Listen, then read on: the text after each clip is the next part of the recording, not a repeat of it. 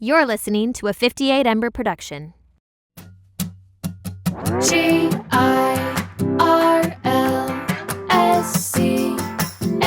it's Girls Camp. Hello, everyone, and welcome to the Girls Camp podcast. I'm your host, Haley Rawl, and if you are navigating a faith deconstruction too, or simply fascinated by faith deconstruction journeys, by Mormonism specifically and religion generally, then you are in the right place. I had the pleasure of sitting down with Josie Van Dyke of the Weekly Trash podcast. She is also a Utah female podcaster, and she is also an ex-Mormon, I would say. She no longer identifies as Mormon, even though she grew up Mormon, but she also has a really interesting and I would say unique perspective on her Mormonism that I think is different than a lot of people that I've talked to on the podcast, which I think was really a fruitful conversation. I learned a lot from her and her perspective. I did want to give a heads up on that because I think this episode was a little bit more of a bridge builder. I've talked about this before. Bridge building is not necessarily my goal here on Girls Camp, but it's a happy bonus when it happens. And because of Josie's perspective on Mormonism, after having left it, I think there's a little bit more of a bridge builder vibe between the Mormon perspective and the ex-Mormon perspective. So I just wanted to let you know so you know what you're getting into. I had such a lovely time sitting down with Josie, getting to know her more, getting a behind the scenes on her perspectives on Utah culture, influencer culture because of her job, and just hearing more of her background. She has a lot of really interesting twists and turns on her Mormon journey. So I think you're going to really enjoy this interview with Josie Van Dyke. Welcome, Josie, to Girls Camp. Thanks for having me. I'm so excited. I'm so happy you're here. We just talked shop for so long. We've been yapping for about 30 minutes. I know. We have time to turn it on the mics. Two Utah podcast girlies. There's a lot to talk about. That's what we do for a living. We talk. Yes. Talk all day. Yes, so true. we could do it all day. True. You are a podcaster, as I just mentioned. You host the Weekly Trash. We try. Why don't you give a little rundown of the Weekly Trash? I figure you have a better elevator pitch for it than I would. Amazing. I'm going to take this time to promote myself. Yes, Everyone go listen, do. please. No, Weekly Trash started as a podcast where I could take out the trash, talk about pop culture, my day, the bad things, the good things. And then I started doing interviews and realized I loved dumpster deep diving people and really asking the invasive questions that some people stem away from or they're too shy to talk about. I think here in Utah, influencer culture is insane. We have so many. And with that comes, the Reddit pages and like the negativity and the rumors. And a lot of the times, none of these people ask these influencers directly, like, is this true? Is this real? Like, no one really looks at them as people. And I really wanted my podcast to be a place where they can come on and we can address some of the things that people are talking crap about and like really dive into that and show people who they are as a person and not just who they are on social media because it is different. And I think it makes people relate to them a lot better. And it also brings a side of vulnerability that I feel like a lot of influencers don't show on their pages. Yes. And as time has gone on, it's turned into just what it is where, I get to do the pop culture and the solo episodes where I get to talk about me and those kind of things. But then I also have the guest episodes where I really get to bring out a vulnerable side of them and then make new friends. Because when you're a podcaster, I feel like you kind of love talking and meeting new people. And so that's been like the best part though. And I'm sure you can agree. Like, absolutely. The friendships you make. Absolutely. Yeah. I mean, after sitting down with someone for an hour and a half, 2 hours, you can connect pretty deeply, pretty quickly. Yeah. And you're really like cool. spilling your soul to them. Yes. It's like we're besties now. Something I've appreciated about your podcast is really getting a whole picture of these people that we often see slices of on the internet.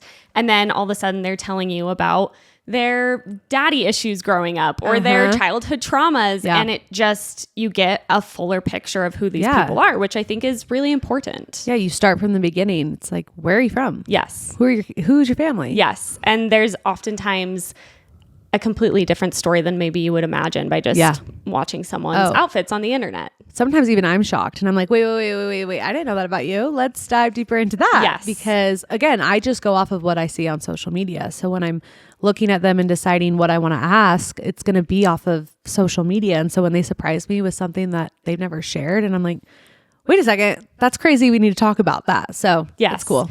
I feel like we were just saying this before, but we are both very open books extremely So wide, this will be wide really open. fun. This will be Wide really fun open, to see wide where open. we end up. Who knows what I'm going to say? I'm scared. I'm so excited to talk to you about the Mormonism thing because you have a really fascinating Mormon story, a unique one that we will get into. And I also think the fact that you have interviewed in depth so many people with a lot of times Utah ties, but also just Mormon ties. Yeah. I'm really curious to get your thoughts and feelings about maybe the patterns that you've seen in just Mormonism and how people relate to Mormonism, especially at this stage of our lives when people are kind of oftentimes like refiguring. Yeah, they're trying to figure out where they stand on everything. Yes. Because they're getting older and they did finally get to choose things. Yes. And they're like, wait, what? Yes. And kind of considering, looking back on, I think that there's a lot of that happening. Yeah. And I know that you talk about that on your podcast as well. So I'm excited to get your thoughts. The first thing I wanted to talk about, we will get into all of it from the beginning, but I've listened to your podcast. I know who you are. I follow along. And I did not know until this morning when I asked you directly, I did not know really. Well, I guess you voice memoed me this. So a couple days ago I found out, but I didn't know. I actually thought, based on what I saw and heard, that you would still consider yourself Mormon. Yeah. Which you have said is not necessarily the case. No. It's interesting. I feel like people feel the need to say where they stand on religion. Like I'm in or I'm out. I'm not a Mormon. I'm not. It's almost like they're coming out of like their religion. It's like, I need to let everybody know where I stand.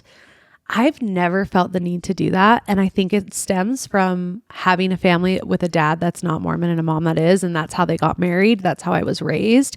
I never put my self-worth into religion. I never identified with it to where it was who I am in my core. And so when I see people, which I can understand how when people grow up and their whole life is religion, they feel this need to be like, that's not me anymore.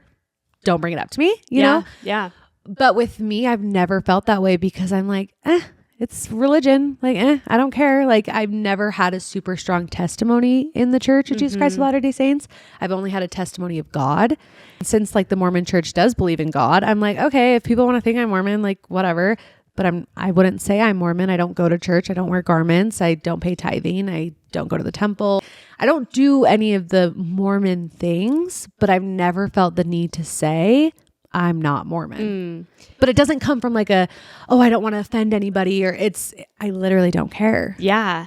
I feel like that probably makes you such a safe space for people across the whole spectrum, because I know you also interview a lot of really devout Mormons. Yeah. And I think that, my podcast is not really the place for that because of how I relate to the religion now. But I feel like that's really cool that the way you've always identified with Mormonism, even though you now don't consider yourself a Mormon, it seems like there's a different kind of just attachment to it all together, which is probably really useful when you're like talking with people who it's really important to. For sure. Well, and I feel like there were times in my life where I would notice myself putting my self-worth into the religion. And that's actually when I was like the saddest. I learned pretty quickly that like, I don't love that. And so I'm never going to do that again. Like when I was 16, I'll just give you my whole spiel. Yeah. When I was 16, I had lost my virginity. And that was like the worst day of my life. Like truly was suicidal after. Like I was like, no one's going to want to marry me. I'm trash, not the good kind. Like I'm awful. And it's because of what I had learned at church and, the teachings of like, you save yourself for marriage. And like, that's a big part of like, when you find your husband, you get sealed in the temple, like all those things. And I was like, I just screwed all that up. And that was a very like hard moment for me. And I was like, I don't think I want to do this. I don't want to be here. Like I messed up. And I was like, I'm like, bigger picture, people who aren't Mormon, like that's crazy to think. Yes, that a 16-year-old would want to. You're saying you wanted to die. I wanted to die. Yeah. Like I was like, I don't want to be here anymore. Because you had sex. Because I had 16-year-old. Yeah. And now that I'm older and I can really just realize like how crazy that is that I felt that way.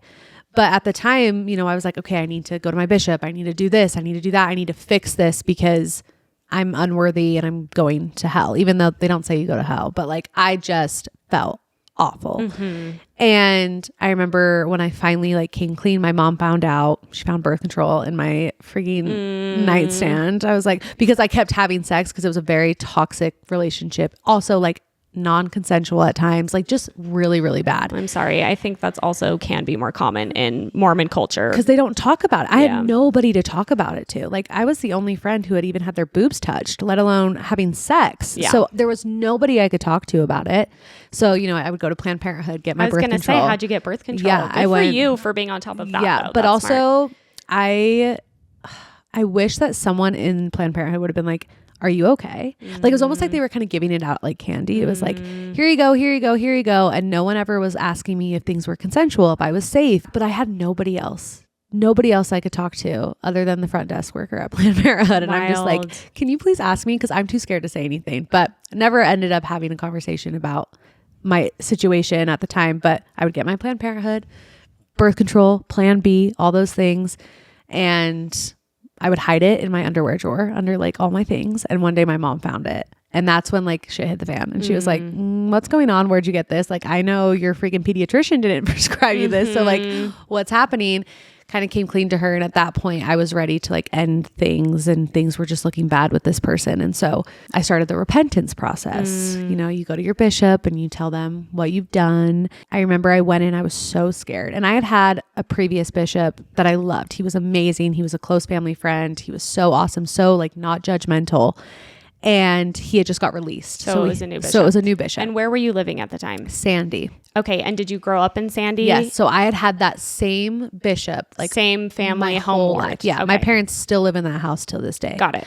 So it was a new bishop, and I was like, oh man, this is kind of scary because I don't really know you and I don't really like you and I don't get good vibes from you. Like I was really nervous. And now you need to go talk about sex. And now I need to go tell you all the things. And so I remember I sat down and I told him, and things were awkward, obviously, because you're telling a grown man about your sexual experiences. Yeah. But he just basically was like, okay, I want you to read this book about Christ's love and like the atonement.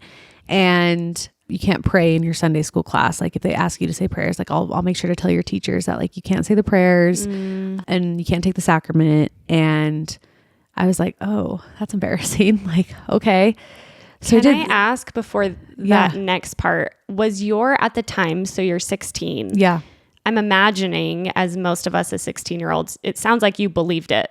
Oh, yeah. Like took it literally, like this is the truth. It wasn't, because the thing is, I've never read the Book of Mormon. Never read the Book of Mormon. My entire testimony to this day is spiritual. I believe in God. I've had moments in my life where it's like, okay, I can't deny that this is real. So I've always just leaned on that. God.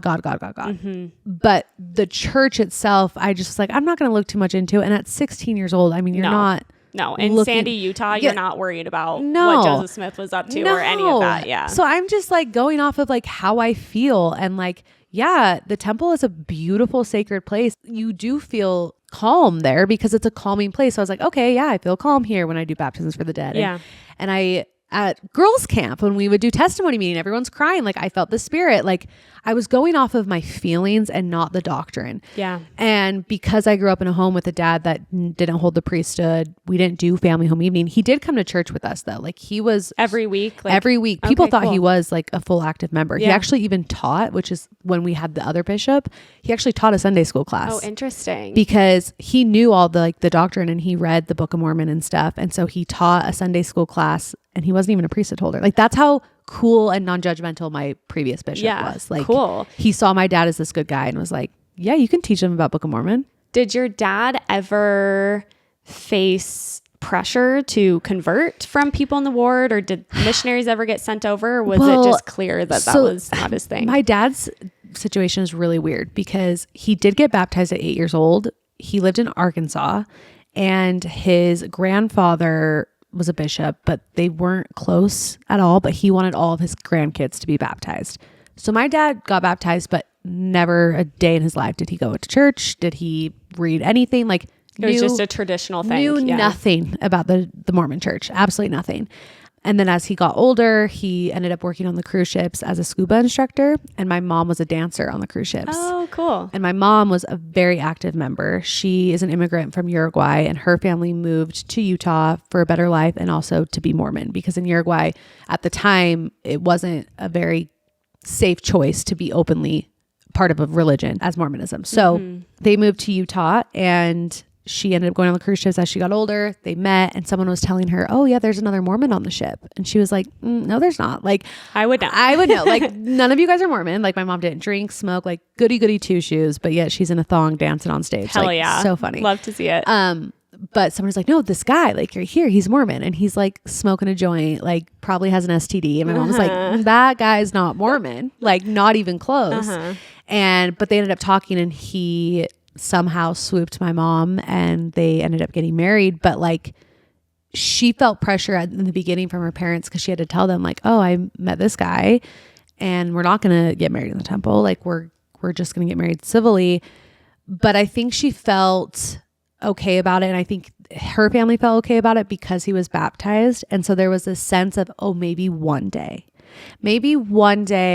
he will want to go through the temple, and he'll want to get, his priesthood, and he'll want to do all these things. So it was almost like, yeah, we're going to get married in hopes that maybe one day he'll come back around. Yeah.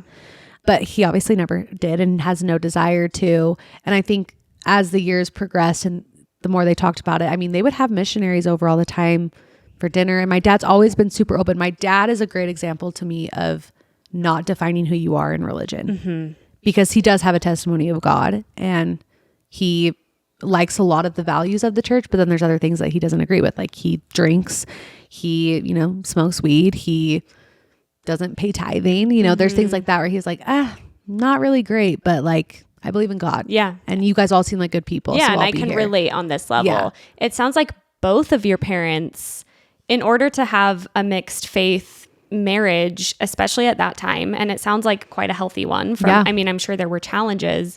It sounds like both of them have a really healthy level of differentiation of saying like, that's important to you, this is important to me. And obviously that's not unheard of, but I do feel like it's quite rare, probably especially in Sandy, Utah at that time. Yeah.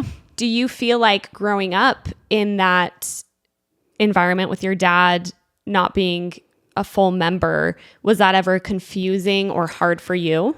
Yes. Especially when they would talk about eternal families, because, everyone in the Sunday school class is like, oh, when we're sealed together forever. And I'm like sitting there like, I guess not me. Like, because my mom hadn't even been endowed yet. Like, she didn't wear garments. Like, I guess we're like the black sheep of the war, but it never felt that way. Like, I never had a negative experience at church up until the point of telling my bishop. Yeah. Like, it was just like normal and fine, but there were moments where they would say things like that, and I would come home and I'd be like, well, Mom, they taught me that like dad doesn't get to go to heaven with us. And she was like, don't listen to that, but there were times for sure. I got really lucky though, because I grew up with a best friend who was actually in the exact situation.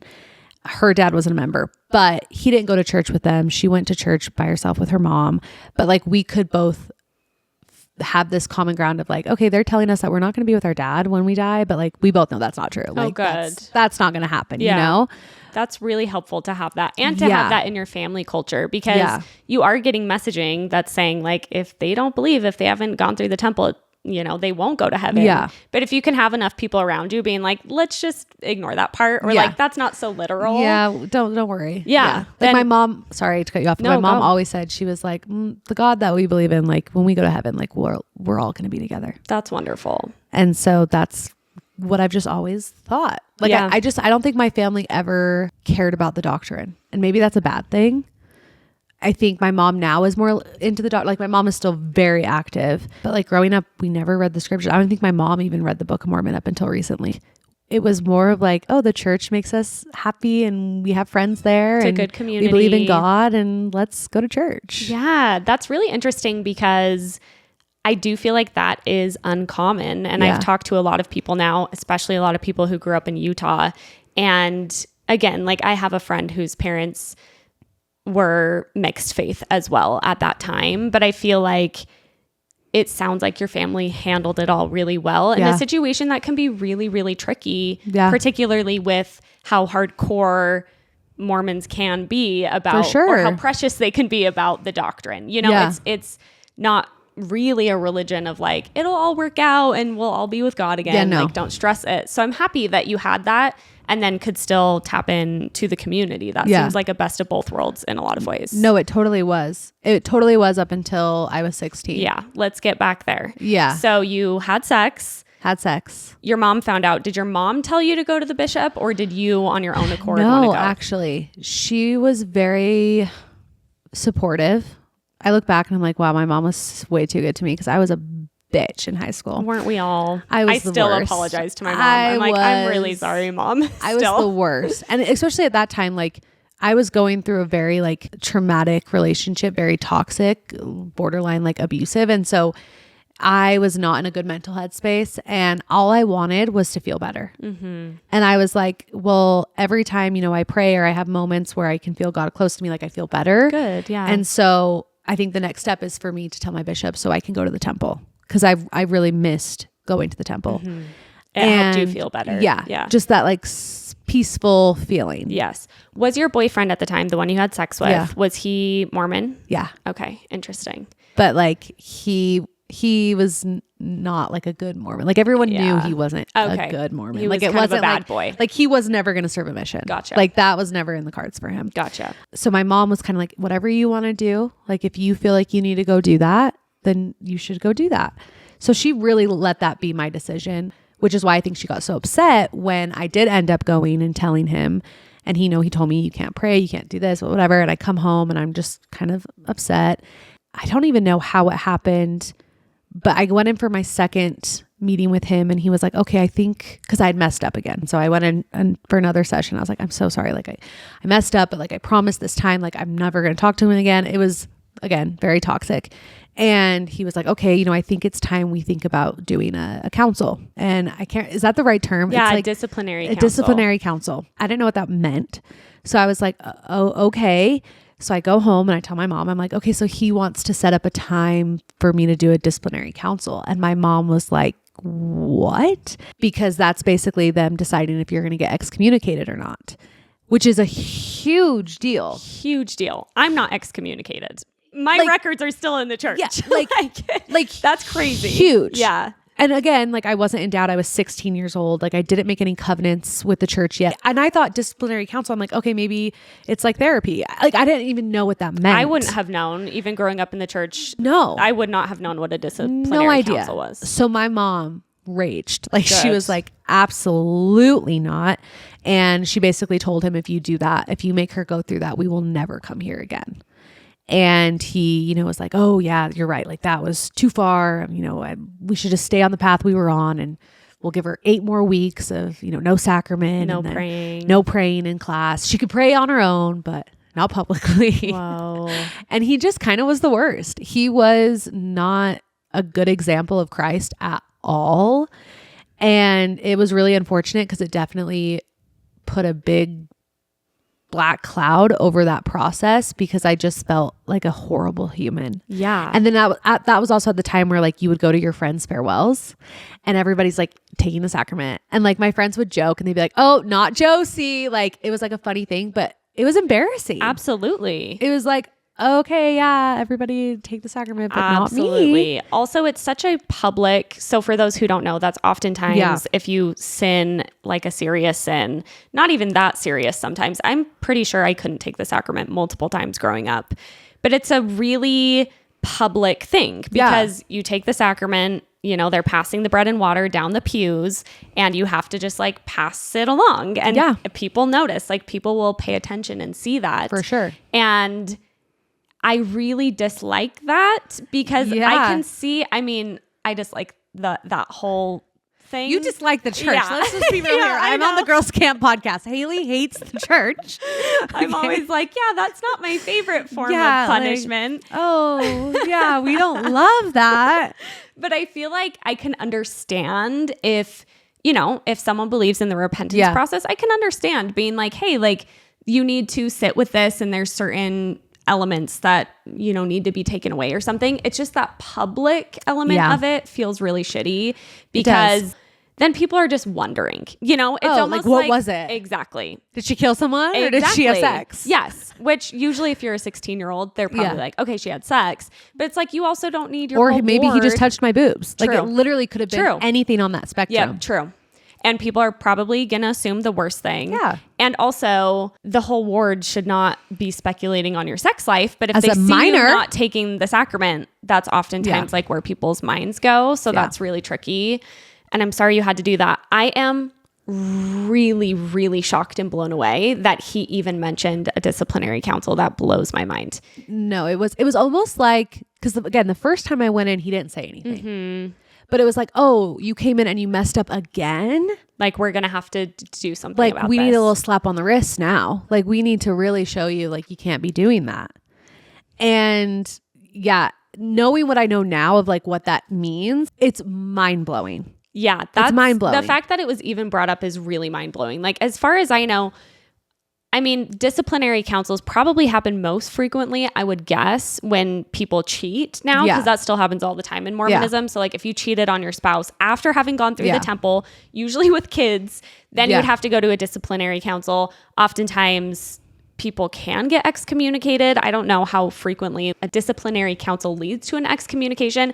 I've literally never heard of a 16-year-old. I mean, how many 16-year-old Mormons are having sex? So many of them. And a lot of them don't go to the bishop, which I don't think they should. Like, that's like the biggest takeaway I've gotten is like, we should not be going to grown men about our sins. Okay, first of all, and also sex isn't a sin. But yeah, no, I truly was flabbergasted. The people I know who have done disciplinary councils have been endowed. They've made their covenants in the temple and then they cheated on their wives. Yes.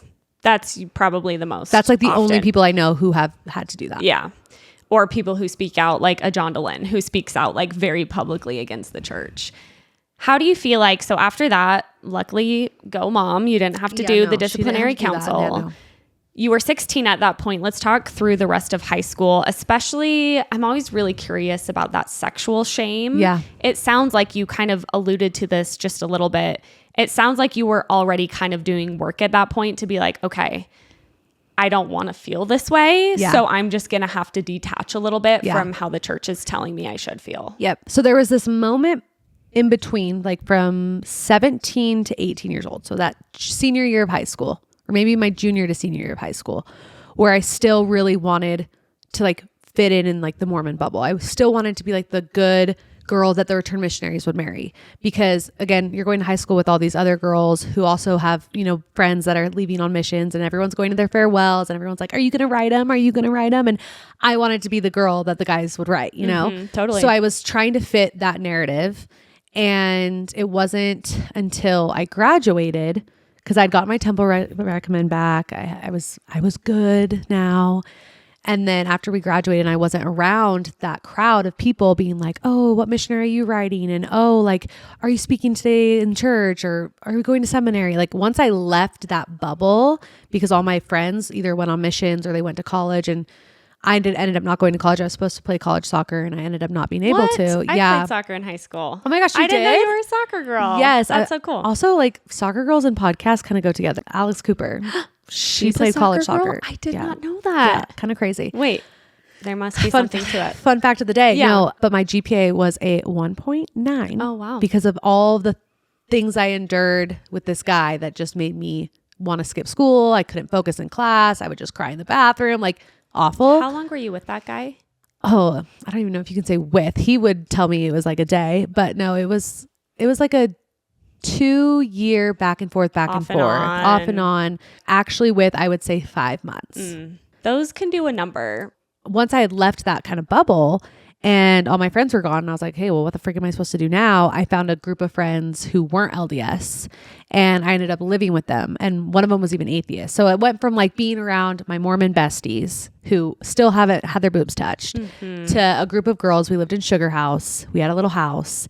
Everyone, I would say 50% of them were going to the U. The other half were like me, kind of trying to figure it out, getting jobs and partying, drinking, having sex. I never actually smoked weed or did anything with weed until like literally recently. Interesting. But yeah, drinking, and I was just trying to party and drink and live up that life because I was like, yeah, well, I don't really believe in any of that like church stuff. I believe in God, and God doesn't say I can't drink. So we're going to party.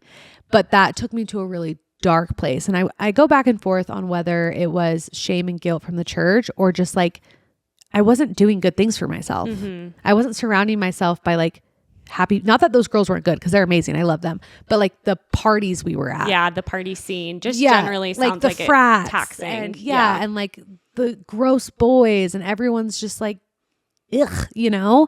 And so I don't know if it was like the guilt of religion or if it was, I just wasn't in a good spot that made me really depressed. And I've had depression my whole life. I was diagnosed at 16 when all of the things happened with the guy. And I started taking antidepressants.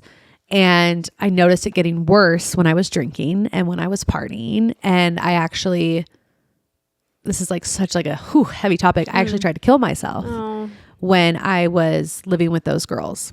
And I had written a suicide letter, and my plan was to do it. It was actually during a party. Everyone was upstairs partying. I was downstairs in my room. I had just gotten home from work, and I was like, what am I even doing with my life? Like, I don't really know if I have a relationship with God anymore. I don't have college. All my friends have career goals. I don't have a boyfriend, because that was a huge thing too. I was like, oh, I have to get married because if I'm not married, if nobody, what am I worth? If no boy wants me, like, what's my worth? Yeah. And so I was just in a really, really dark place. And I wrote the letter. I had my concoction that was going to do it. I started thinking about my mom. My mom had recently lost her sister to cancer. And I was like, I don't think my mom will be able to survive if I leave. Like, if I leave, she'll break. And so I literally only did not do it for my mom. I had started the process and then I didn't finish it. I had ripped up the letter, put it in my purse because I was like, I'm not putting this in the trash because I don't want to risk anybody seeing this. Put it in my purse. And I went home that weekend, and I had put my purse in just like the console. It was like my wallet. I put it in the console of my car. And my dad was taking my car for an oil change.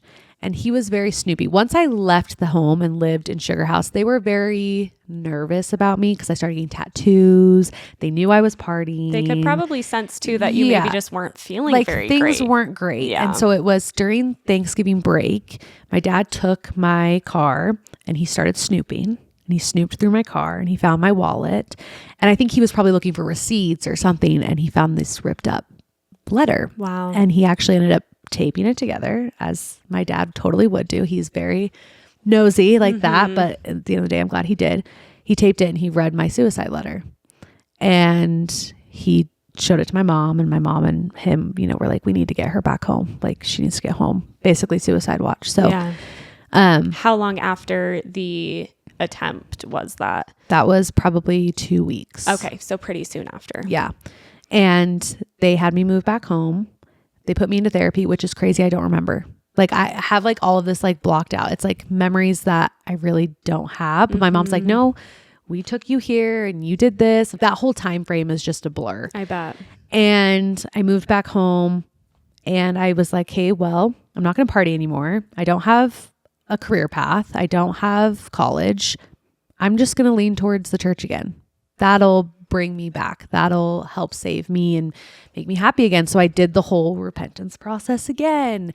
And during that process is when I met my husband. And so he met me during one of those times where I was just desperate for someone to love me and desperate for someone to say I was good enough and like accept me for like all my sins. And my husband grew up in a very different home from me. Very religious. He's one of 7 siblings. His dad is a bishop. Your typical Highland, Utah Mormon family. And I just want to say they are very Mormon, but they are also so chill and non-judgmental and amazing. And I love them so much. But it was a very different dynamic. Like, they grew up watching every general conference, taking notes, not even watching, listening. They didn't have TVs in their home. Like, very devout. And he accepted me for everything. He was like, oh, I don't care. Like, you've had sex. I don't care. And he wasn't a bad kid. He didn't do any naughty things. It wasn't because he had done that. Yeah, no. It was just because he was like, oh, it's okay. Like, I love you. And that was like, oh my gosh, a returned missionary accepts me for like all the things I've done. And it really made me attracted to him, which is so crazy to say, but I had no self-worth. No, it makes a lot of sense. Yeah. And I'm so grateful that I ended up picking him because I feel like a lot of other guys could have maybe, given me the spiel of, oh, it's okay, I accept you. And it would have ended badly because I have now found my self-worth and I am not that same person at 19 years old that I was when I got engaged. And a lot of men would maybe not like this person that I am right now sitting on this couch. Yeah. But that's a really good point. But my husband does. Yeah. And when he found you, yeah, it sounds like, this is so interesting for me to hear because I see you now as someone who seems to have a really strong sense of self. And that's really beautiful that maybe your husband could even see that in you. Yeah. Even when you were really far from that in that specific moment. Yeah. No, when he met me, I was broken. I was like, oh, somebody loves me. Finally. Let's talk about that brokenness just a little bit more. And thank you for sharing all of that. I know that that's maybe heavy to revisit. You keep talking about the self-worth element of that. Do you think that was still really connected to sex and like sinning? What, if you could just dig into that a little bit more, like what was contributing to that feeling of brokenness and lack of self-worth? Yeah, I think it went back to when I first went to the bishop, or the second time when he brought up disciplinary counsel, and I realized how bad of a person I was, that there was a lot of my own self-worth taken away from me because I was like, oh, I'm not even good enough to maybe even be part of this church anymore. And so I think it really did all kind of stem from that a little bit, just feeling like, oh, I've made mistakes and these mistakes could take away God. Yeah. Like I've done the worst things that someone can do, which is distance themselves from God. Yeah. Yeah. So that, I think that's where it kind of all stemmed from. But I don't know. I can't like pinpoint an exact moment where I stopped feeling that because I've always been a gray area person. Like even when I was trying my hardest, like I still never read the Book of Mormon. Like it always went back to like my spiritual side of it. Yeah. And so I don't know like when that stopped, like when that feeling stopped, because we got married in the temple. We probably shouldn't have gotten married in the temple, but we got married in the temple, and we, went to church. I wore garments for a little bit and I was like, oh, don't love this. So stopped, and I just like slowly evolved into not caring so much about that incident because I was married. And so it didn't matter anymore.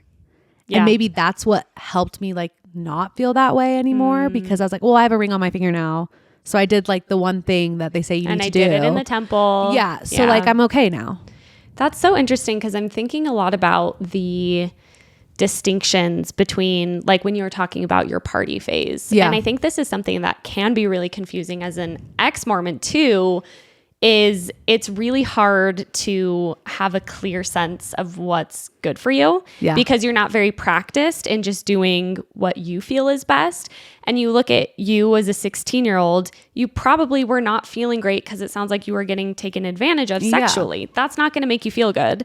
But then you're also not feeling good because you have an additional guilt and shame. But then you're also probably in some ways, like you were talking about after the partying phase, it sounds like the church was really helpful to you at that time to have stability and safety and community. And I guess I'm just thinking about how tricky it can be to decipher how much of this is church messaging, how much of this is, oh, maybe the church was actually somewhat right on that thing, but then they didn't handle it well. It just goes to show, I think, how complicated all of this is. Oh, so complicated. I think the church gave me like a goal to work up to, and I'm very goal oriented. And so it was like, okay, if I do X, Y, Z, I can get a recommend back. And it was like a goal. It was something that I could see I can work towards. And I think that's another big part of why I was like, I'm going to go back into that. And I'm going to try to, because I have a goal. I have something I can work towards. I can have a goal to get married, but like, that's a lot harder. We're like this, I just have to do X, Y, Z. It's in your control. Yeah. You know what you need to do. Yeah.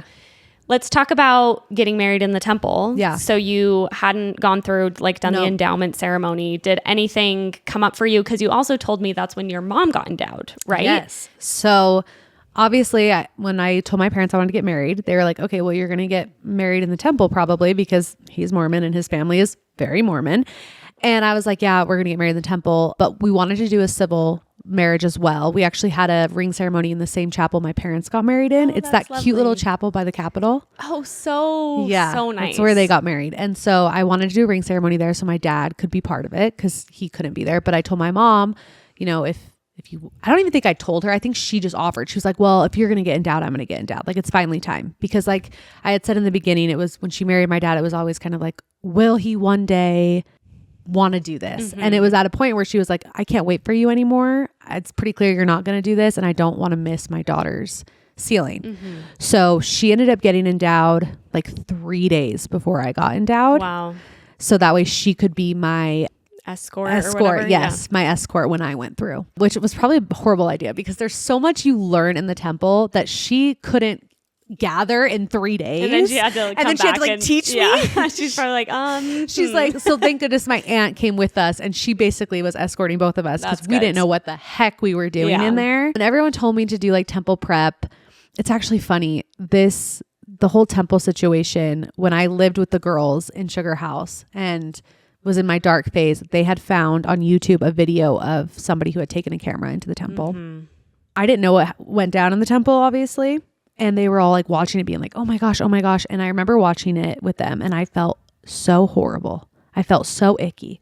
I felt like I'm like, I can't believe I just watched that. Like, because it was very jarring to watch. It's jarring even in the context. And so to see it out of context as well. I've seen those after having gone through and like, I didn't like the temple myself, but watching it like through a YouTube like grainy video, it's like especially jarring is a good way to put it. And it made me feel so uncomfortable. And I think there was like this guilt where I was like, I can't believe that was so sacred and I just like ruined that. And I felt so bad. But because of that video, I knew that it was going to be kind of strange. I knew. And in what way? Yeah. Because I knew kind of what to expect. Yeah. And I even had told my mom about that video and she's like, I can't believe you'd watch that. And I'm like, well, I'm kind of glad I did a little bit because now I'm not so taken back by my experience in the temple because, you know, you sing the song, I love to see the temple. And I don't know what I pictured, but I didn't picture what happened. It was just a very different experience for me. And I know people hold it so dear to their hearts. So I don't like talking about it because it is sacred for them. But it was really weird for me. And I was like, okay. And my mom was like, yeah, that was strange. And she's still making sense she's of it. still trying to figure it out and try to get a testimony of it because she needs to teach me about it. Through that, I was like, okay, I don't really know if this is what I want to be doing with like my weekends. I don't know if I want to be coming here and doing this. Like baptism for the dead, I always felt a spirit. Like I always felt. I loved baptisms for the dead. Like it felt good. Like there was this, I don't know how to, just like a goodness about it. I think baptisms for the dead too, for anyone who doesn't know, you get in like a white jumpsuit and you spend a lot of time like sitting in the waiting area and it's quiet and there's music playing. And then the actual event is getting baptized in behalf of other people. So that feels really special. Where you're like, oh, and it's I'm like beautiful. Doing something for people. It's gorgeous in there. I remember like getting dunked and the water's warm. It's so warm. It's so warm. And then you like walk out. And so anyway. And the sweet old ladies in the locker room. Everyone's so tender. Everyone's so kind. Yeah. No, it was amazing. So I was expecting that times like a million and like, I don't know what else, but I didn't get that feeling. And so I was like, okay, I don't know about this. And also garments were my least favorite thing on the planet. And I never even dressed in quotations immodestly. I always covered my body because I was also very insecure about my body. And so I was like, I'm not wearing tank tops and tube tops anyways, but like, I don't want to wear this an extra underwear. layer under. Yeah, no. Fair. And again, I didn't grow up with them. So it was just like so bizarre. Yeah, true. To You'd me. never seen your mom I wearing had them. never seen them. I was never around them. Oh, that'd be so different. It was so weird. Yeah. And so I remember I like threw a tantrum about it. It was my bachelorette party and I was getting ready and I was trying to put him on with my outfit and I was like, I can see the lines in my jeans. This is so annoying. And my husband's like, or he was my fiance at the time. He's like, just take them off. And I'm like, no, I made covenants. I'm not taking them off. And he was like, Josie, you're insane right now. Like this, I don't think Jesus wants you to be like so grumpy. Good for him. Cool. No, my husband's the best. And so I was like, okay, fine. And I then started wearing them every once in a while, like when we went to church. And then at one point I was like, why am I wearing these? Like, I don't really have a testimony of like the covenants I made to get these. So like, am I wearing these so that way my in-laws are happy? They don't care. Like, they love me no matter what. Am I wearing it for my friends? They don't care. Am I wearing it for my husband? He doesn't care. Why am I wearing these? And I was like, I'm not going to wear these anymore. So I just stopped. And I think that's when I slowly started being like, yeah, I'm not really Mormon. I want to get into that. Like, when that started, when did you stop going to church? 2020, when COVID hit and they started doing Zoom church, that wasn't going to happen for us. Like, we were like, not doing that. And also my husband has a very busy work schedule. And so Sunday's the only day that we all get to be together as a family. And so Sunday ended up being like fun day, family day. Like, oh, let's go to Costco together, which that's crazy that's fun. No, but honestly, that's like an activity we do as a family. You know, like, let's the go kids get, love the samples. Exactly. Like, like, let's go for a hike. Let's go to the park. Let's go bowling. Like, let's do things as a family. And so we replaced church that we were going to before COVID with like a fun family activity. And my husband, even though he says he's Mormon, he identifies as Mormon, he's not an active Mormon. Like, he isn't who he was when he was 19, you know, like, he still believes in a lot of doctrine things, but day to day, like, he's not going to be wearing his garments every time, and he's not going to church, you know, but still holds the priesthood, still, you know, believes, but at the end of the day, like, he's pretty relaxed. He's pretty casual. Yeah, they would call him a Jack Mormon maybe, but he doesn't drink, he doesn't smoke, he doesn't do those things. But so he was fine with us not going to church. And at first it was a little awkward because at family events, his grandma, which of course that generation, always the grandma, she's like, why aren't you going to church? And he's like, oh, we went to church. And I'm looking at him like, why are you lying right now? But I just have to remember it's such a different dynamic for him because the church is so important to his family, where my family, like, it's not. So it was never like this big elephant in the room that we weren't going to church with my family. And I feel like slowly his family started to realize, oh yeah, they're not going to church. Josie really doesn't wear her garments. She got more tattoos. Like, okay, we're starting to see that Josie really isn't a part of the church anymore. But 2020 is when it really started to like domino that effect of like, oh, well, we're already not going. So like, let's go to the gym. Yeah. And then you just didn't go back after we just never that. went back. Yeah. I don't want you to have to speak any more to your husband's experience because that's his story to tell, obviously. But I'm curious, was there ever moments of disagreement? I just know that can get complicated. Yeah. Even if you're both kind of end up in a similar place, was it ever tricky between the two of you, or were you always kind of on the same page? You know, if anybody meets my husband, he's probably the chillest human on planet Earth. You like, got a good one then. That's a great quality to have. Like, we've maybe had a fight where he yelled at me maybe once in our 9 years of being together. Like, literally the chillest person. I could tell him right now that I didn't believe in God, and he'd be like, okay. Like, never once has it been an issue. Never once has he made me feel bad. Never once has he tried to convince me the other direction. Like, if anything, I'm just yapping at him being like, how do you believe this? How do you blah, blah, blah, blah. And he's like, I don't know. Like, I just do. And it's okay that you don't. Yeah. Like, truly the chillest person. I don't know how I got. No, it couldn't be me. Yeah, couldn't be me.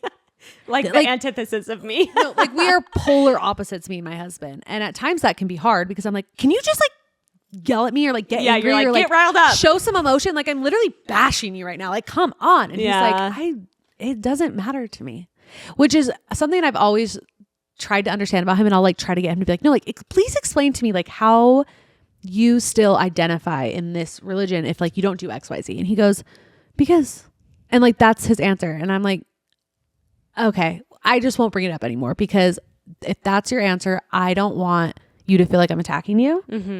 And you love me no matter what.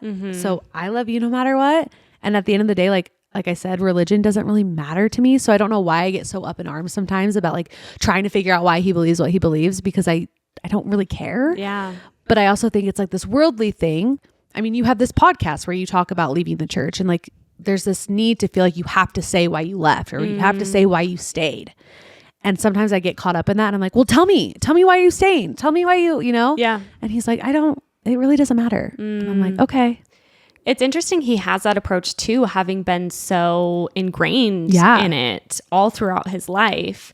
I feel like that's really unique. Yeah. And especially after going on a mission, for him to have that casual approach.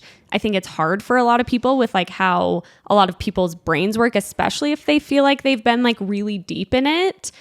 It's hard to find that approach, but it sounds like that's kind of just how his personality works. No, it's totally who he is. Yeah. That's with everything. Yeah. It's interesting hearing your story because it sounds like you've had a lot of people around you throughout your journey who are kind of somewhat, at least that way, who are kind of like, mom does it and loves it. Dad doesn't, but he supports mom and mom supports dad. And it sounds like you were learning that really early on, where I think a lot of people who grow up in Mormonism, they are not introduced to any sort of that like nuance or middle ground at all until, oftentimes like into adulthood. Yeah. So it sounds like that just developed like a healthier kind of mindset and connection to all of it.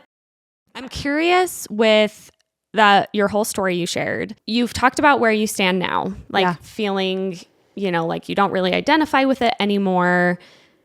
And this is likely a bias of mine because I was talking to one of my friends about this and she was telling me, she's like, like my husband, I really don't feel like he has that much like religious trauma. Yeah. And I'm kind of like, can you really get away unscathed from it? And this is also because my background in the church it was everything to me for so long, which is not everyone's background in the church. Right. But I guess this is my long way of asking, do you feel like you've ever had to reckon with, and I mean, obviously you have, because you were talking about like the sex stuff and how that was not beneficial for you.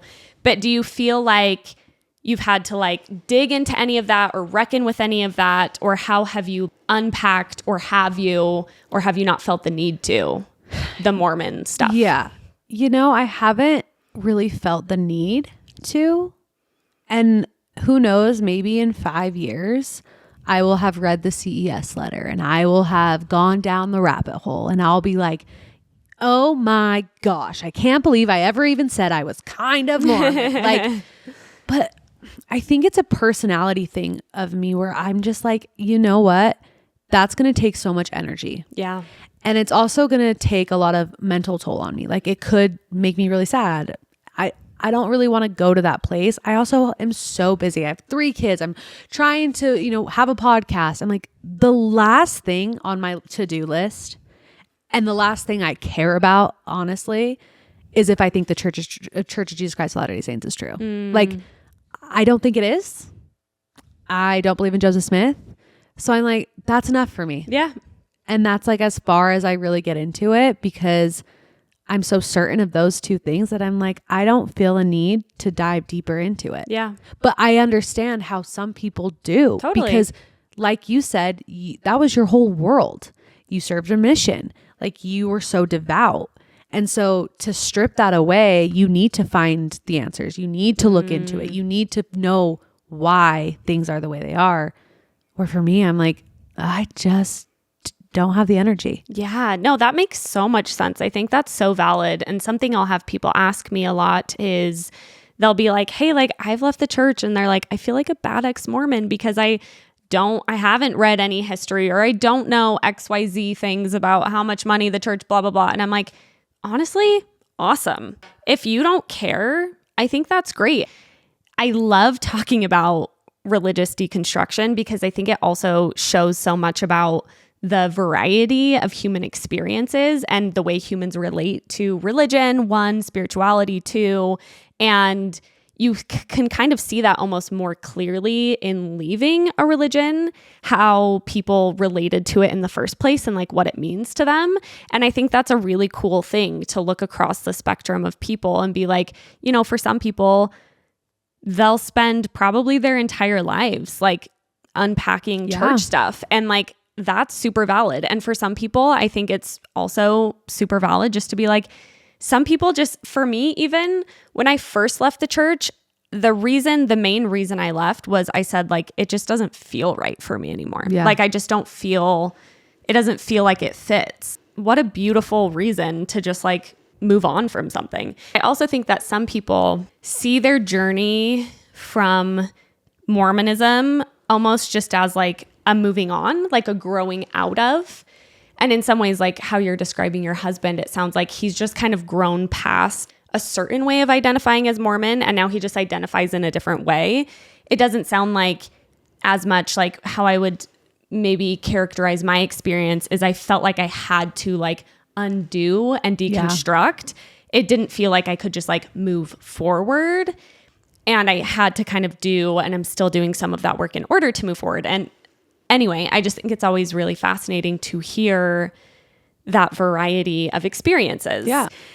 Okay, I want to talk now about the fact that you have spoken to so many people, primarily women, but also men are thrown in there every now and again, who have some sort of Utah Mormon connection. And not that everyone you interview does, but it seems like a lot of them do. For sure. And also, a lot of times the church comes up because you're talking to people about their whole lives. And if anyone has an encounter with the church, it's a big part of their lives. For sure. So this is a general question, but I'm curious, first of all, has doing what you do as a podcaster, has that changed or influenced your relationship to Mormonism at all? Just by hearing people tell their stories, whether for Mormonism, against Mormonism, somewhere in between. You know what? No. And I think it hasn't changed my views or my thoughts because I've been so set in like that I really just, I feel the way I feel and I'm happy if you feel this way and I'm happy you feel this way. But it is interesting because like, for instance, I had Delia Chatwin on the podcast. She's a breast cancer survivor, and she shared a story about getting a priesthood blessing. Now, do I have a huge testimony in priesthood blessings? Not really. But her story was very emotional and very beautiful. And I was like, wow, I love that for you. But then I've also had people come on the podcast and they talk about how they had a horrible experience in the church. And I'm like, that's also so valid. And I'm so sorry you went through that. So I see both sides all the time. And it just kind of reminds me of my parents. Kind of reminds me of like, oh, there's two sides to every story. If anything, it's just solidified the fact that there's good and bad in everything.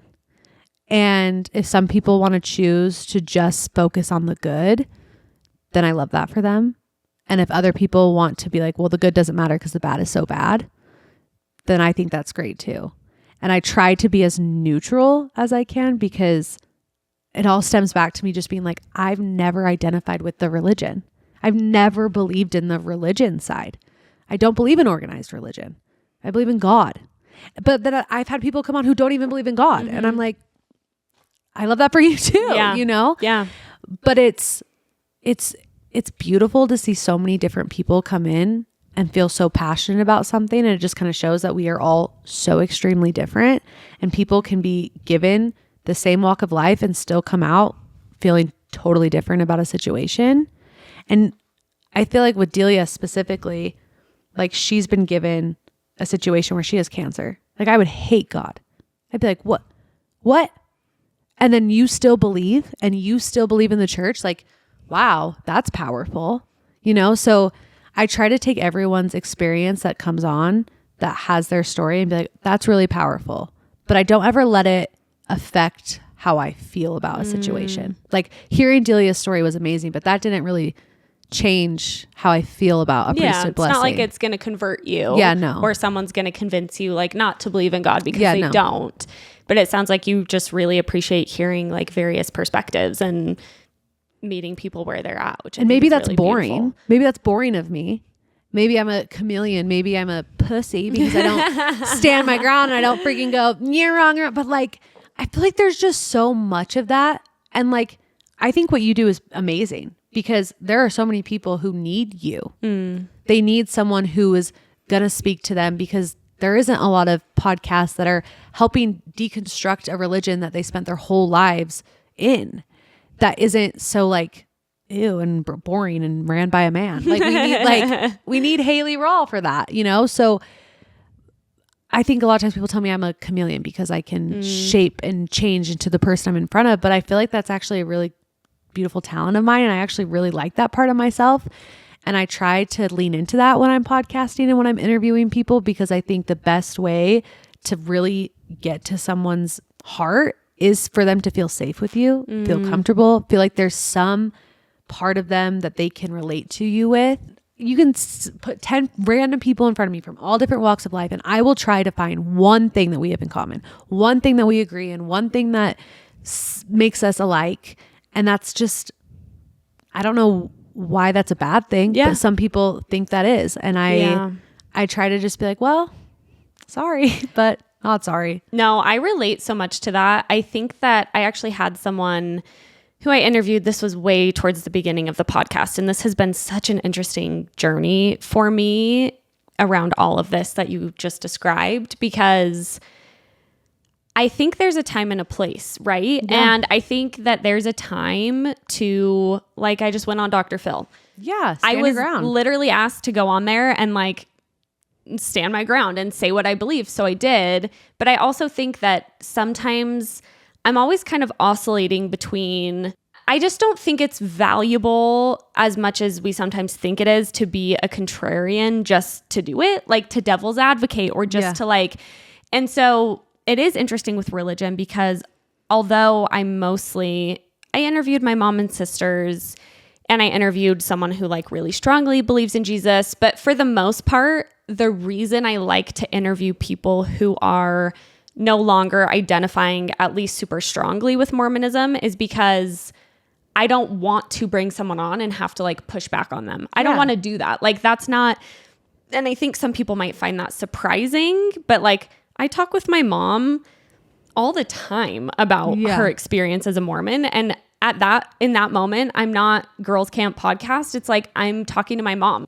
Yeah, there's occasion where I'll kind of be like, well, what about this? But for the most part, I just want to hear my mom. Yeah. My mom listens to me talk about going on Dr. Phil, and I'm like shitting on God, and that's really important to her. Yeah. So I feel like it's an interesting balance. And I think especially as women raised in the church, it can be complicated to find where you actually feel aligned in that. And I'm speaking for myself now, because there are times where I'm like, oh, I kind of want to ask a pushback question. But then there are times where I'm like, actually, I just kind of want to understand that more, because that's not how I feel. Yeah. But like, it's interesting to hear how someone else feels, you know? And I think with the church thing, which is my next question, something that does come up for me around church stuff, which I'm curious like how you would relate to this, is I feel like I sometimes feel an immense, not even pressure, but I feel this sense of like, especially doing what I do now. Yeah. I know how especially vulnerable groups like LGBTQ plus people, I know how deeply they've been hurt by the church. And so sometimes I feel this need to be like, but anyone who is like going to church is in some way supporting that. And I feel this need to like speak to that thing. Yeah. And anyway, I guess I'm still trying to make sense of like the best ways to do that. But I'm curious with like thinking about that, like the harm the church has caused to LGBTQ plus people. How do you make sense of that? It sounds like you probably never really like bought into that anyway. No. Like, what's your thoughts on that? No, it's interesting because even as a little girl, my mom would tell me stories about her on the cruise ships, and her best friends were gay guys. They taught her how to like cut her panty liners into a thong for her to go dance. Incredible. So I've always been aware of the LGBTQ plus community. Like that's always been, I've always kind of known about it. It was never like a taboo, weird thing for me. And then even when I was in elementary school, I had a friend who he eventually came out, but like I knew day one that boy was gay. Like, and I sang at his baptism. Like, you know, like I didn't understand that those two things couldn't really go together. I didn't understand that was like a no-no, because they don't really teach that in primary school. Like that wasn't something I was taught. And so as I got older, obviously I start to realize, oh, it's not really a safe place for people who believe that way. And I've actually had this conversation with my father-in-law a lot because he's a bishop. And I'm like, so, you know, if somebody comes to you and they're like, hey, I'm attracted to the same sex, I want to marry the same sex. Like, what do you say to them? Like, and the answer never makes me happy. But like, I know my father-in-law is like a good guy. Yeah. But like, I've never understood that concept. And as I got older, like I'd have more conversations about it, like with my friend who eventually did come out in high school. He hadn't come out yet. And I remember I was talking to my mom about it because, like I said, everyone kind of knew. I don't know how it came up, but we were talking about marriage. And I was like, well, eventually when he does come out, like I hope he like gets married and has kids. And that was the first time my mom kind of showed me that the Mormon church doesn't think that's a good idea.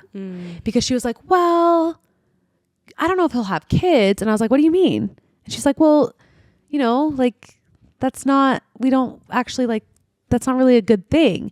Obviously, I've had a conversation with my mom about that now and her views have changed, but this was when 2011. And she's like, well, no, like, I don't think he should have kids. And I was like, excuse you? Like, he's the greatest guy ever. He'll be the best dad ever. So from a very young age, I just was like, no, like that doesn't make sense. And then obviously getting older, you realize the church stances on things that make it so, no, they don't want them to get married and they don't want them to have kids and they can't accept who they are and they can't do this and this. And that is a big reason why I don't believe in organized religion. That's like, that's in the top 3 because I've seen a lot of people go through a lot of hurt, including my friend. Yeah. And now like he doesn't believe in God at all, which that's totally fine. But I'm like, oh, like he's hurt. Like he had to go through a lot of hurt. And maybe if he was raised in a different state, a different religion, things would have been different. Maybe he could have been himself when he was a little kid. Yeah. Maybe he could have been surrounded by more people and his parents were always accepting of him. I mean, his whole family isn't part of the church anymore for obvious reasons. It's hard because like I said, when I talk to my father-in-law and I ask that question, it's never the answer I want. So I've just kind of stopped asking because I'm also not very educated. I don't know the Book of Mormon. I don't know the things. Like I asked my husband, I'm like, but don't they say that if you're gay, you go to hell? And he's like, well, it doesn't actually say that. I'm like, well, what does it say? Because I don't know. Yeah. And I'm only seeing what I hear on TikTok and Instagram. And so like, that's what I think it says. Yeah. So like clarify for me because I don't like that. So it's definitely like a top reason why I can't support it and I can't really be part of it. Yeah. Just because I don't agree with it. Yeah. I think that's a really good answer because I mean, yeah, there's just such a spectrum of approaches to all of this. And like, I even think sometimes like I can talk a big talk. My family is Mormon and like, I'm not willing to give up a relationship with my family. I love them so much. My mom's my best friend in the world. Yeah. Is it confusing to me and hard for me and sad for me that I feel like she's in some, even if it's indirect way, contributing to these things that I think are really harmful? It is, but like, that's the situation we're in, you know? Like, I think it's such an interesting thing to be in any sort of not identifying as Mormon anymore in Utah because it's just like, you know, we could hate everyone who is, or you just are like, it's so much more complicated than that. And I guess that's kind of what you're pointing out, right? Is like, it just is a really complicated thing. And the church, I do think a lot of people, I think you said this really well. I think a lot of people, they get so much good from the church that they're willing to kind of like ignore or justify some harmful things. But I appreciate hearing what you were saying about kind of chameleoning sometimes because we need that also. And I always say this, my goal of Girls Camp is not to be a bridge. I'm catering to a specific audience. I'm not catering to like bridging the gap, but I love and I'm grateful that there are people doing that because the reality is so many people are leaving Mormonism and so many people are still in it. And like, we've got to find ways to just like coexist. Exactly. But, well, and like there are a lot of things that it's almost like, yes, I'm a chameleon in the sense that I will find one thing that we have in common and I'm going to focus on that thing. But there are a lot of things that people will say that I'll be like, don't agree with that. And I'll if they want to fight, because I'm not going to stand away from confrontation. I can handle confrontation. I'm a big girl. I'm all about it. I also want to make sure that I don't look like the biggest bitch in the world because growing up, I was a bitch. Like I was the mean older sister. I was the girl that like, oh, you don't want to like make Josie mad because she'll call you out on it. Like, I'm very blunt. I'm a very blunt person. You can ask any of my family. And so I'm like, okay, I know I'm a blunt person. So if I'm going to be talking to people who maybe I don't agree with, I need to find one thing in common, because that'll make me less blunt. That'll make me less bitchy. And I can just focus on that. And again, that's when I podcast, and that's when I'm in like this situation. Your podcast is about not being Mormon. Mm-hmm. So you're not going to step away from that side of yourself, because this is what this is. Yes. I actually wanted to talk to you. We can talk about if we need to cut this out, because I don't want to out this person, but there's someone who I can tell you who they are later. And they're so, so lovely. I just did a reel, and I was talking about Russell M. Nelson, the current prophet of the Mormon Church. And he had said something problematic. And in the reel, I referred to him as Rusty Nelson. And some people were upset in my comments. And so I kind of took it to my stories, and I was like, let's talk about this. Like, let's talk about respect. Is it disrespectful that I used this like nickname? And I was just like getting people's thoughts. And this person reached out to me, and they were DMing me, and they were like, hey, like they're kind of more mid deconstruction. And they were like, I did see that. And I was kind of like, oh, like maybe this page isn't a safe space for me, because they found that just kind of disrespectful to someone that they still hold respect for, Russell Nelson. And we had like a really lovely exchange about it. I was so appreciative. They just like approached it really thoughtfully. And they said like, yeah, I felt like that was disrespectful. And it kind of made me wonder if like this is a place for me. And then I responded to them, and I was like, thank you so much for being like so kind. I love hearing different perspectives. But I was like, ultimately, this just might not be the place for you, because where I'm coming from is where I'm coming from. I'm not going to respect this person so that other people who come onto my page like feel like I'm respecting a person they respect. I'm going to respect the people I respect. Yeah. And this person was so kind to me, and she was like, I love that. She was like, maybe this isn't a page for me right now, but like, you don't have to cater this page to me. Right. Like maybe down the road when I hit your level and I get your understanding, they will be for me. Yes. Or maybe I'll change. And maybe in 5 years, my approach will be different. But I really enjoyed that exchange, because I was like, this person told me where they're at and how they feel kindly. And I said, like, I can totally understand that. I just got to do me, you know? And they were like, oh, that's awesome. Yeah, because it's your page. Exactly. So I feel like that was kind of a good example of that. And I was, again, just like appreciative, because it was just like a really nice conversation and perspective shift.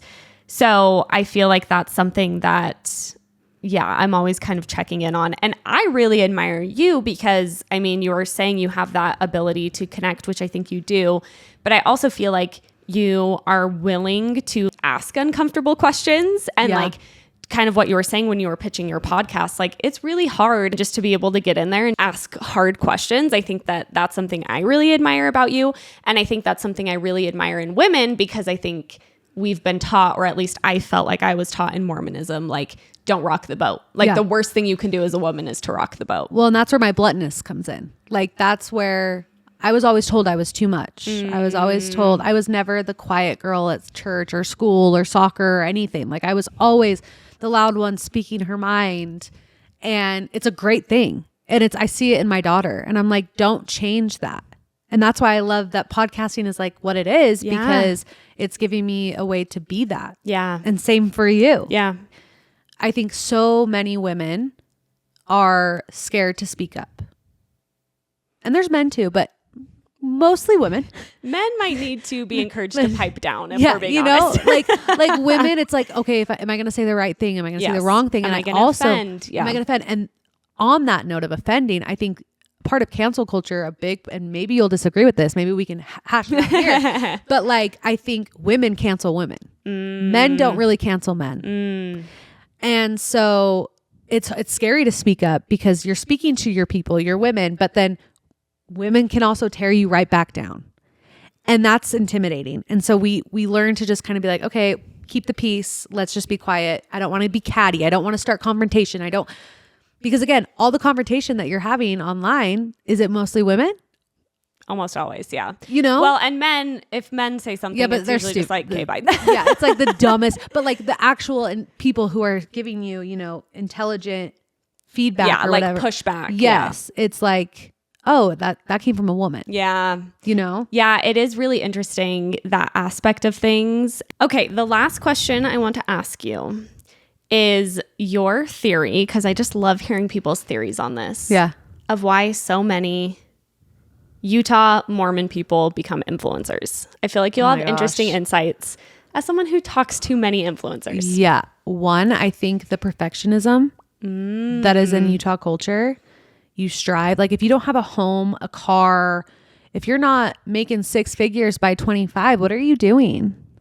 I think that, I don't know if it's the culture or if it's the church, but Utah in general, it's the perfectionism. And it's also the keeping up with the Joneses a little bit. Like, oh, so-and-so is doing this and they're getting this and they're successful with this. So I'm going to try that too.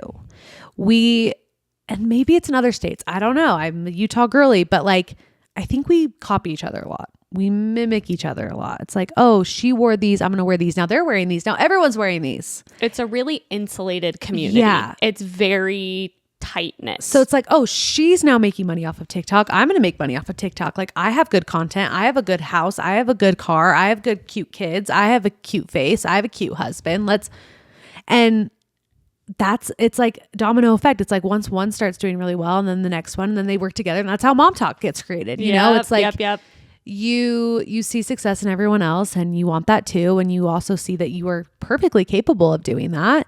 And so you go for it. Everyone either looks like they have money or they have money, you know, like they're good at pretending they do or they do. And they want to watch the hot, rich moms in the cute SUV, you know, going on an errand run. Like that's fun to watch. That's what gets people talking. Clicks, yeah. You know? And I don't know if that's a good thing, but that's how it works. And in here in Utah, because we get married so young and we're hot young moms doing hot young mom shit. Yep. And I think that I think obviously being Mormon has a part in it, because being Mormon is what makes you want to get married so young. There's such a like accelerated timeline that I think people find really interesting. And I think that the accelerated timeline sets people up to be able to influence in the traditional type of way, because then they're married with kids when they're young still. Yeah. They haven't, a lot of people outside of Utah, they're 32 when they're having their first kid and they've built a whole career. Yeah. So it's like, it just, for them, they're probably just going to like go back to work at their job, but instead of influencing. But at the same time, like I think back, if I had started this career, let's say 5 years ago, I don't know if I'd want kids. I don't know if I'd want to put my career on pause. Like I'm actually so grateful that I popped out my babies fast, that I got married fast, that I got to have this really good foundation at 20 years old, which is so crazy. Yeah. Because did I maybe find my self-worth a little bit later in life? Did I maybe find my passions a little bit later? But I found them. Mm-hmm. And now I feel like I get to have them and have my cake too. Like I get to have my babies grow up with me and I get to show them this stuff, because I think if I would have started this first, as selfish as it sounds, I think I would have chosen to just be selfish and be like, I don't really want to have to like take care of other people. Like I really like this. This is really fun. I get to do fun things. I get free stuff. I get to hang out and go to parties, and I get to talk to really cool people. And being a mom takes a lot of freaking work. Yep. It's a lot of freaking work. And also at 20 years old, you don't realize how much work it is either. I was very naive. You go into it a little blind. A little blind. Yeah. And so I'm really grateful that I did do it when I did it, because I don't know if I would want to do it now. Yeah. That's one thing I'm grateful for the accelerated timeline of Mormonism is it's almost like an inverse. Like instead of building a career, and I had kids a little later, so it's a little different for me, but I can see that perspective of like, you're able to be a mom and then build a career, as opposed to like building a career and then having to carve out the even just time to like be pregnant and do maternity leave and all of that. And like all really the hormones with maternity leave, like thinking about having, obviously with podcasting, it's different, but like people who have 9-to-5 jobs, and it's like, I have to put my new baby in daycare. Like that is so hard. Yeah. Like that is really such a hard thing to do. Yeah. Be a hard decision. And it's like, do you want to put yourself through that? Like, I don't know. And I'm at that point right now where I'm like, do I want another baby or do I not? I'm loving how things are going right now. do I put myself through pregnancy and all of that? Like, do I actually want another kid? Like, it's hard to know. it's so hard. And so I'm glad that I did pop out 3 because I'm like, okay, if I am done, at least I got 3. Yeah, like, totally. And I feel good about that because I always did want at least more than 2. So I'm like, I got my 3 and I can be done and I can feel good about it because I do really enjoy this part of myself. And I don't know, it's really hard to, something men don't ever really have to worry about. I know. And it's really fortunate. We've kind of spoken about this off air before we started recording, but it's really fortunate to have both as women with the background that we have and in the situations that we're in because, and I say fortunate and I also say like really difficult. Yeah. Like it's really hard to be a mom and be working. I think we're both in the same boat where our husbands do have full-time jobs and it sounds like you have a similar situation where we've like decided like Bentley is ultimately the quote breadwinner and I'm ultimately the stay-at-home parent, but like we have like a middle ground with that, which the middle ground I think is so much better. I couldn't survive without it, but it also takes a lot more negotiation, a lot more self-advocacy. Yeah. It's just a lot. It's a lot to be a mom and be doing a business venture. And I'm really proud that I'm doing it. I'm proud you're doing it because there's so much messaging still to this day that's like anytime that you are doing your podcast, like your babies are suffering, which I know is not real. Right. But like there's still a lot of messaging in me that says that. And so, yeah, I think a lot comes up around that as a woman forging a career at this stage in life. Yeah.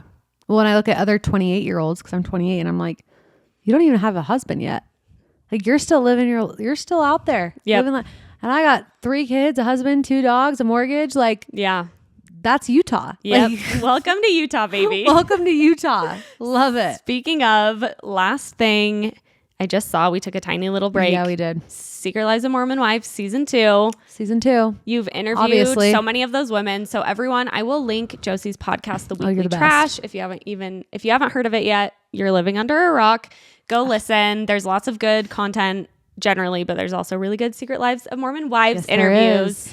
And thank you so much, Josie. I really loved doing this. I feel like you do have a different perspective than a lot of guests that I interview. And I love that we got to have kind of a different type of conversation. So thank you for that. I loved it. And I need you to come on Weekly Trash now. I know. So stay tuned for that because I'm going to dumpster deep dive Haley Rawl. I'm excited. There was a lot of things I wanted to ask you right now. And I'm like, Josie, no, shut up. Like you're not interviewing her. Like be quiet. It's fun to do a pod swap for that reason. Yeah. And I'm so excited to go on your podcast. I was telling Kylie again, I was like, I feel like it's so fun as a podcaster to get to be the one being interviewed. Yeah. It's like such a little treat and I can't wait to do it. So everyone stay tuned for that. Stay tuned. And thank you so much for listening. Bye. Bye. GIRLSCAMP.